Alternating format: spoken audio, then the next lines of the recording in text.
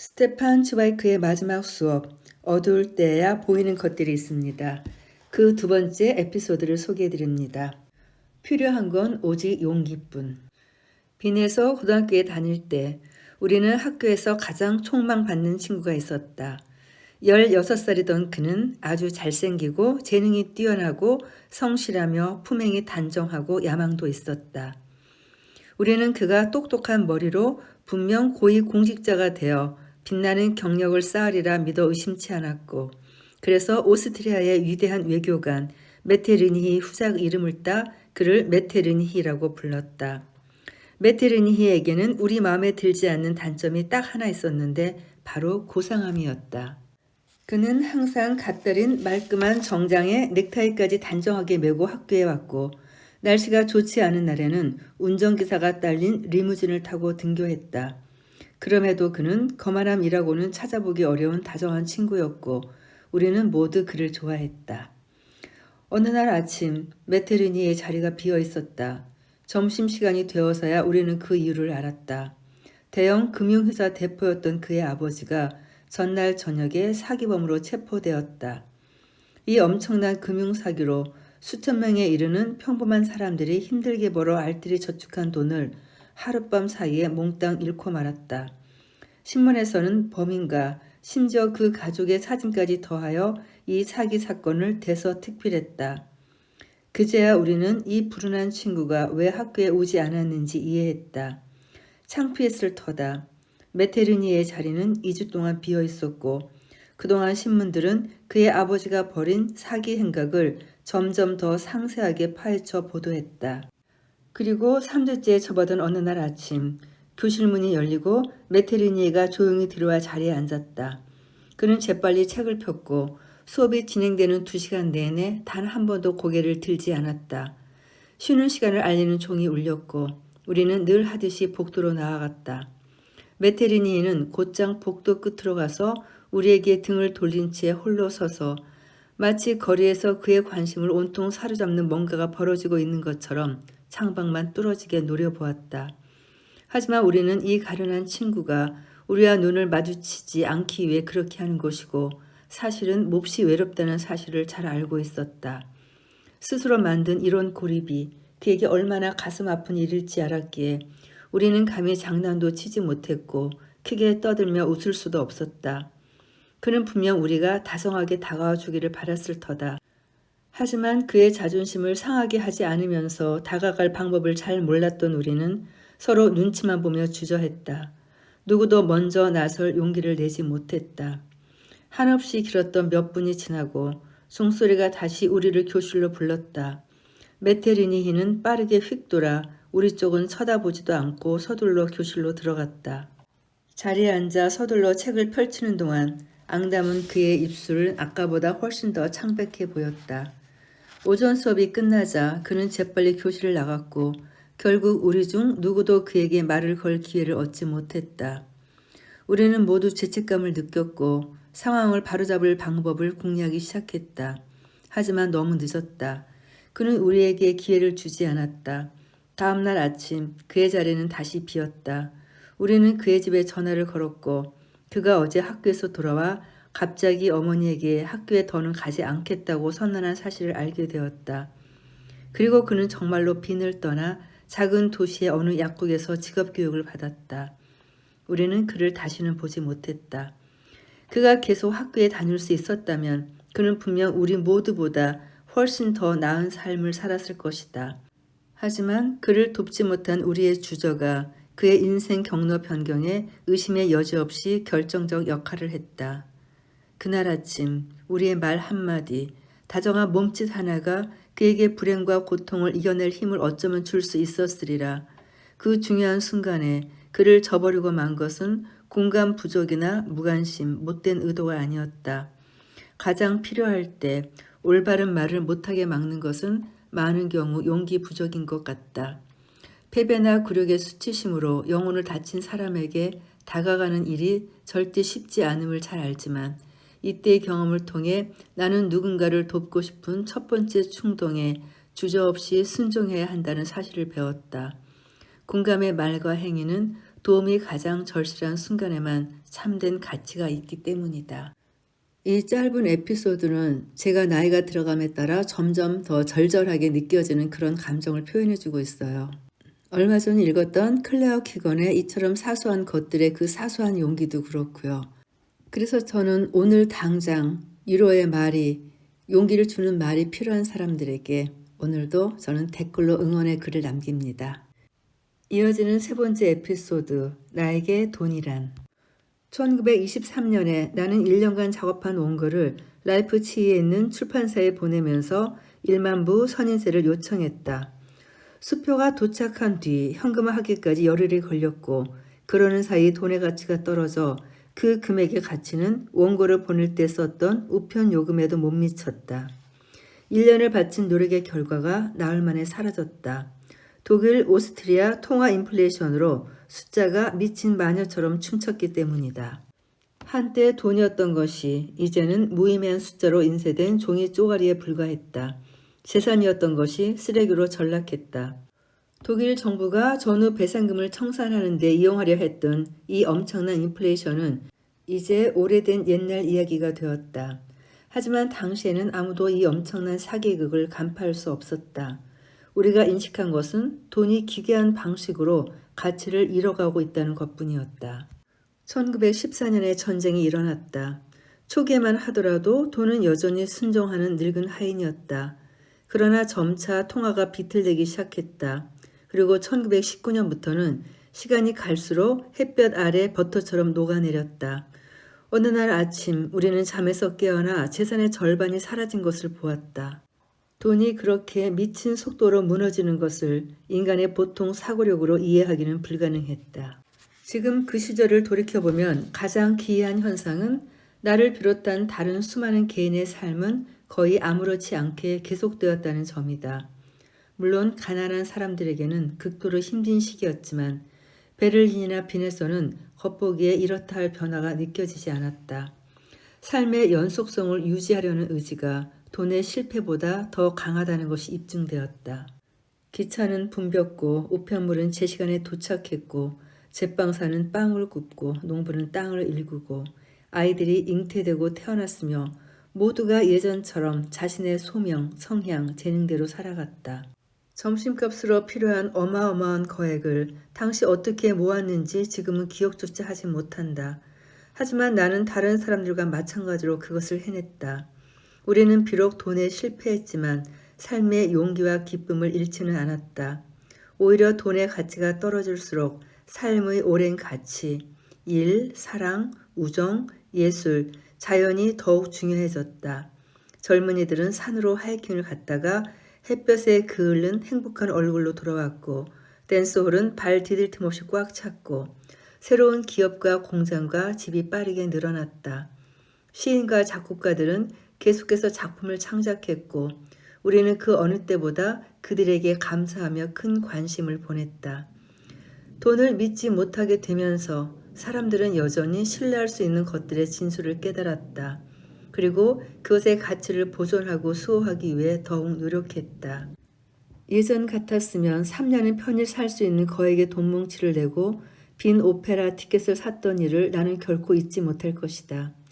석 달 부족으로 오페라 하우스의 난방이 되지 않아 우리는 코트를 입은 채 따닥따닥 붙어 앉았다.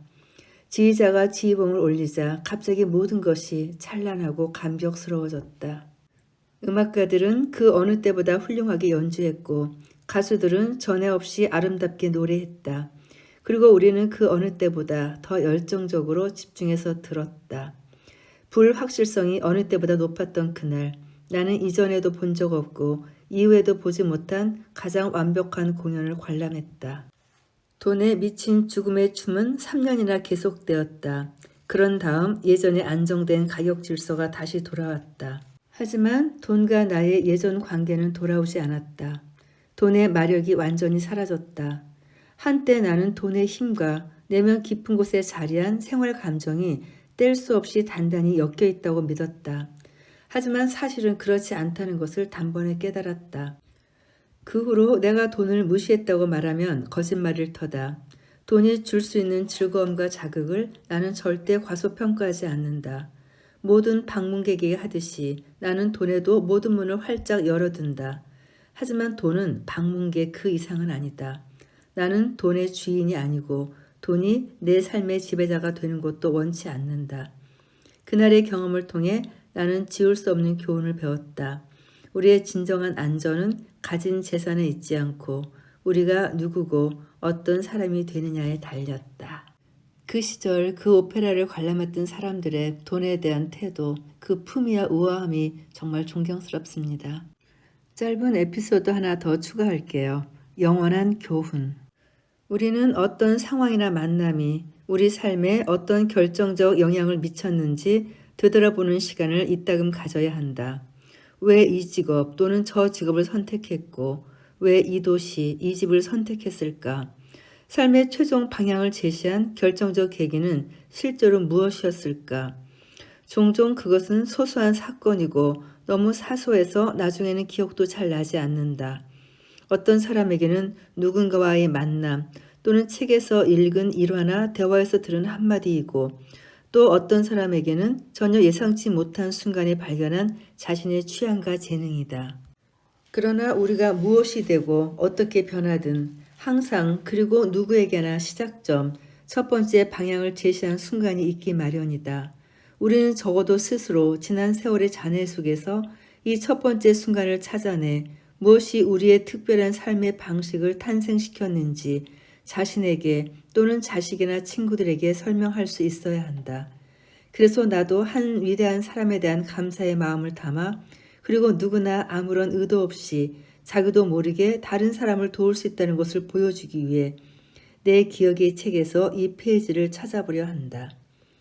당시 나는 25살쯤이었고 대학 시절 시와 문학 작품을 몇 번 쓰기도 했고 발표도 했지만 큰 자신감은 없었다. 내 작품을 칭찬하는 사람들이 덜어 있었고 어떤 작품들은 내 마음에도 썩 들었다. 하지만 마음속 깊은 곳에서는 아직 부족하다고 느꼈다. 나와 내 작품에는 강렬한 한방이 될 만한 뭔가 결정적인 것이 빠져 있고 내가 쓴 모든 것이 진짜를 위한 일종의 연습에 불과하다는 어디에서 비롯되었는지 알 수 없는 일종의 낭패감에 사로잡혀 있었다. 당시 나는 파리로 유학을 가서 시인들과 학도들을 만나 계속 배우고 썼다. 어느 날 저녁 우리는 벨기에의 위대한 시인 에밀 베르하렌과 둘러앉아 예술을 논했다. 나보다 나이가 많은 한 화가가 르네상스 이후 조형 예술이 계속 쇠퇴하고 있다고 불평했는데 젊고 열정적이며 전투적이었던 나는 젊은이들이 늘 그렇듯 격렬하게 반박했다. 바로 이 도시에 로덴 같은 조각가가 살지 않느냐. 그가 과거의 가장 위대한 인물인 미켈란젤로나 도나텔로와 어깨를 나란히 하지 않느냐. 그의 생각하는 사람 발자크상은 대리석만큼 영원히 남지 않겠느냐며 열변을 토했다. 나는 너무 격앙된 나머지 베르하렌의 잔잔한 미소를 알아차리지 못했다. 마침내 나의 열정적 반박이 끝나자 베르하렌이 자상하게 내 어깨를 두드려 주었다. 내일 오전에 로댕의 작업실에 갈 예정인데 원한다면 같이 갑시다. 그토록 존경하는 사람인데 당연히 만나봐야 하지 않겠어요? 나는 너무 기뻐서 거의 충격을 받았다. 로댕을 그의 작업실에서 만날 수 있다니 그것은 아직 아무것도 제대로 이루지 못한 것 같은 답답한 마음을 가진 나 같은 젊은이는 감히 꿈도 꿀 수 없는 일이었다. 다음 날 아침 우리는 바렌 거리에 있는 로댕의 작업실, 아니 더 정확히 말해 그의 11개의 작업실 중 한 곳으로 갔다. 그는 각각의 작업실에서 각기 다른 작업을 했는데 언제 어느 작업실에서 일할지 아무에게도 말하지 않아 귀찮은 방문객의 방해를 확실히 차단할 수 있었다. 베르하렌은 로댕에게 나를 데려온 것에 대해 사과하고 나를 예술에 관심이 많은 젊은 열성 팬이라고 소개했다. 나는 너무 당황한 나머지 아무 말도 할 수 없었고 두 친구가 이야기를 나누는 동안 그토록 많은 아름다운 작품을 빚은 로댕의 손, 무겁고 딱딱한 점토를 담은 조각가의 손을 슬쩍슬쩍 훔쳐볼 뿐이었다.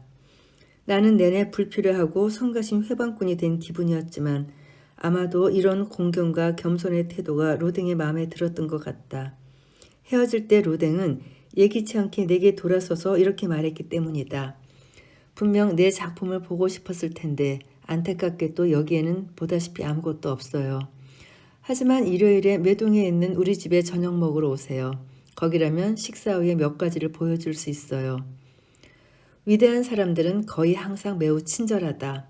그리고 과하게 나서지 않는 사람에게 본능적으로 관대하다. 이것이 첫 번째 교훈이었다. 두 번째 교훈은 프랑스의 일반 주택보다 크지도 화려하지도 않은 로댕의 매동 집에서 배웠다. 자기 일에 전념하는 사람은 언제나 큰 욕심 없이 소박하게 산다. 작은 식탁에서 평범하게 먹고 가볍게 포도주를 마셨는데 바로 이런 소박함이 내게 편히 얘기할 수 있는 용기를 주었다. 나는 내 앞에 앉은 이 반백이 소박한 남자가 아마도 당시 가장 유명한 예술가일 거라는 사실을 완전히 잊어버렸다. 저녁 식사 후 로댕은 나를 넓은 작업실로 안내했다. 투박한 유리 건물로 그 안에는 거대한 작품 옆에 팔, 손, 손가락 하나, 관절, 중단된 미완성 작품 등 수백 가지 시험 작품과 조형물이 질비했다. 탁자 위에는 드로잉과 스케치가 잔뜩 쌓여 있었다. 그의 끊임없는 탐구와 노력의 전 생애가 마치 박물관처럼 이곳에 모여 있었고 방금 시작된 것과 완성된 것, 토르소와 깨진 잔해가 하나의 세계를 이루었다. 그는 내게 몇 가지를 보여주면서 설명했다. 그런 다음 내게 수십 년 동안 중대한 영향을 미친 그 기이한 경험이 갑자기 시작되었다. 전혀 예기치 않게 펼쳐진 것이다. 로댕은 작업실에 들어서자마자 회 반죽과 점토에 옷이 더러워지지 않도록 리넨 가운을 걸쳤다. 평범한 노인에서 조각가로 변신한 그는 여전히 젖은 헝겊에 쌓여있는 작업대 앞에 멈춰 섰다. 그리고 헝겊을 걷어내 점토로 정교하게 빚은 여성의 몸통을 보여주며 말했다. 가장 최근에 작업한 거예요. 완전히 끝냈다고 생각해요. 회색 턱수염이 덥수룩한 덩치 큰 노인이 자기 작품을 한눈에 살피기 위해 두 걸음 뒤로 물러났다. 맞아요. 완성한 것 같아요. 그가 반복했다. 그러나 잠시 긴장된 표정을 지운 후 혼잣말을 했다. 딱 저기 어깨선만, 저기만 너무 거칠어 보이는군요. 잠시 실례하겠습니다. 그는 조소 주걱을 집어들었다. 주걱으로 부드러운 점토 위를 가볍게 쓸어내려 피부에 은은한 윤기를 더했다. 그의 두툼한 양손은 마치 잠에서 깨어난 것처럼 민첩해졌고 그의 두 눈은 불타기 시작했다. 그리고 여기, 그리고 여기도. 그는 계속 고치고 다듬었다. 그는 다시 고치고 가까이에서 보고 물러나서 확인하고 작업대를 돌리고 중얼거렸다. 목에서 꿀꺽대는 이상한 소리가 났고 이내 눈빛은 빛났고 다시 화를 내며 눈썹을 찌푸렸다. 그는 점토 한 점을 반죽하여 작품에 덧입히고 거기서 다시 조금씩 긁어냈다. 그는 자기도 모르게 작업을 시작하고 말았다. 그렇게 시작된 작업은 30분, 1시간, 1시간 반이 지나도 끝나지 않았다. 그는 내게 아무 말도 하지 않았다. 그는 내가 거기 있다는 사실조차 완전히 잊었고 나는 그런 모습에 충격과 감동을 동시에 받았다. 그는 자기가 초대한 손님이 뒤에서 보고 있다는 것을 전혀 감지하지 못했고 낮인지 밤인지조차 몰랐으며 시간도 장소도 잊었다. 그는 오로지 자신의 작품과 그 너머에 보이지 않게 존재하는 그가 성취하고자 했던 더 높고 더 진실한 형태만 응시했다. 그의 육중한 몸이 가볍게 움직였고 어떤 깨달음이 흡사 술에 취한 듯한 그의 존재를 감쌌다. 아무것도 모르고 아무것도 인식하지 못한 채 마치 천지 창조의 첫날의 신처럼 홀로 창조 작업에 전념했다. 시간과 공간과 세상을 그토록 완벽하게 잊을 수 있다니 젊은 나로서는 처음 경험하는 큰 충격이었다. 그 한 시간에 나는 세상의 모든 예술과 성과와 궁극적 비밀을 확실히 이해했다. 그것은 바로 집중이었다. 크든 작든 어떤 작업이든 수행하기 전에 마음을 가다듬어야 한다. 너무 자주 수백 가지 사소한 일에 분산되고 쪼개지는 의지를 진정으로 원하는 한 가지에 집중하는 영혼의 결단이 있어야만 오직 그런 결단력으로만 진정으로 일할 수 있다. 손님에 대한 무례일 수도 있지만 그는 나를 완전히 잊었고 그렇게 나는 없는 사람처럼 위대한 대가 뒤에 숨을 죽이고 주변의 대리석처럼 꼼짝도 하지 않고 서 있었다. 그 한 시간에 나는 지금까지 내게 없었던 것이 무엇인지 깨달았다. 완벽을 향한 의지로 모든 것을 잇는 열정, 크든 작든 자기 일에 완전히 몰입할 수 있는 사람만이 그 일을 제대로 해낼 수 있다. 다른 마법은 없다. 나는 그 1시간에 이것을 깨달았다. 마침내 그가 뒤로 물러섰다. 1시간 반이 지났다. 그는 다시 한번 더 작품을 응시했다. 이전과는 다른 눈빛이었다. 탐색하고 괴로워하는 고집스러운 모습이 아니었다. 사냥꾼의 긴장된 눈빛이 아니라 힘겨운 전투를 끝낸 승자의 만족하면서도 녹초가 된 모습이었다. 그는 안도의 숨을 내쉬며 주걱을 내려놓고 젖은 헝겊을 가져와 사랑하는 여인의 어깨에 레이스 베일을 두르듯 세심하고 부드럽게 조형물을 다시 감쌌다.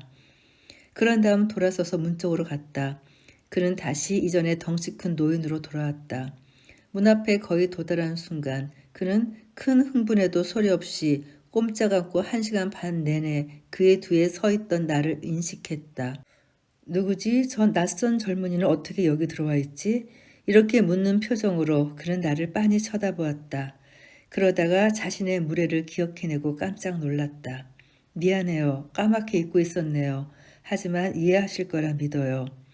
그는 계속 해명이래 했지만 나는 너무 기뻐서 그의 손을 덥석 잡고 감사를 전했다. 그가 나를 잊고 작업에 몰두한 것이 내게는 인생 최대의 교훈이 되었음을 그도 알았던 것 같다.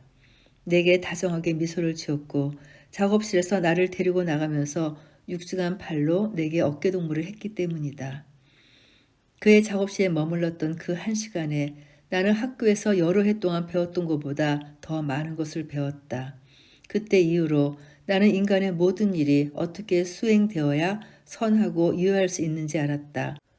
자기 자신과 모든 목표 및 목적을 완전히 잊고 오직 도달할 수 없는 궁극적 목표인 완벽을 향해 나아가야 한다. 짧지만 주옥 같은 에세이 3편을 골라봤습니다. 하지만 아직도 남은 에피소드가 많아서 다음 시간에 계속 녹음 이어가야 할 것 같습니다. 오늘도 긴 녹음 들어주신 분들께 감사드립니다.